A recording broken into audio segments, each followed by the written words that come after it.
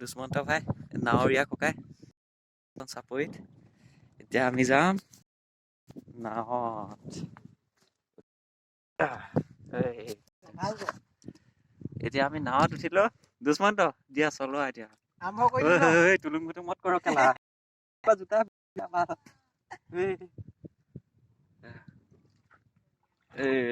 এতিয়া মজা লাগে এইটো জেগাত। পানীয়ে পানী গোটেই। দুষ্মন্ত দিয়া চলোৱা আৰু এতিয়া ধুনীয়াকে। দিলো যোৱা নাই কিয়া মজা।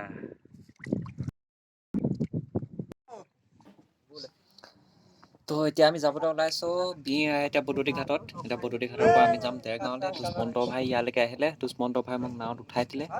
এতিয়া নাও এৰিছে, মানে কৈছে প্ৰকাণ্ড ৰ'দ।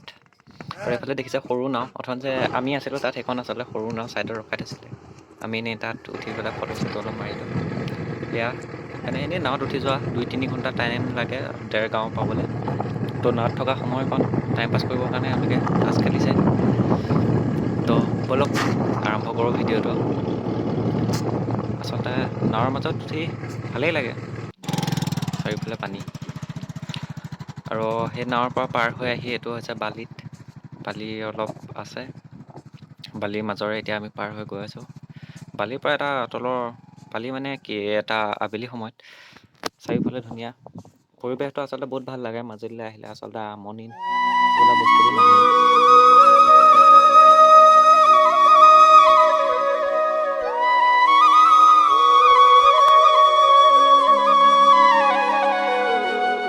মাজুলীখন ভাল লাগে মোৰ। মাজুলীখন ভাল লাগে মোৰ, মৰমীয়াল মানুহবোৰৰ মিঠাবোৰ।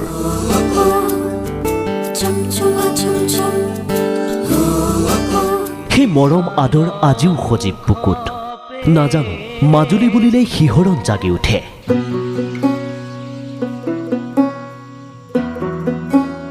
অবুজ শিহৰণ। মহাবাহুৰ বুকুৰে পাৰ হোৱা মুহূৰ্তবোৰে আমনি কৰে।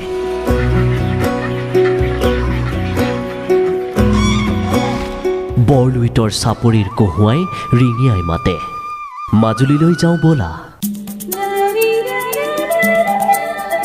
নিমাতী ঘাটেৰে ৰৌ ৰৌ ফেৰীৰে ফেৰফেৰীয়া বতাহৰ লহৰত লুইতৰ বুকুৰে ভটিয়াই কমলাবাৰী ঘাটত ৰৈ থাকিবা তুমি।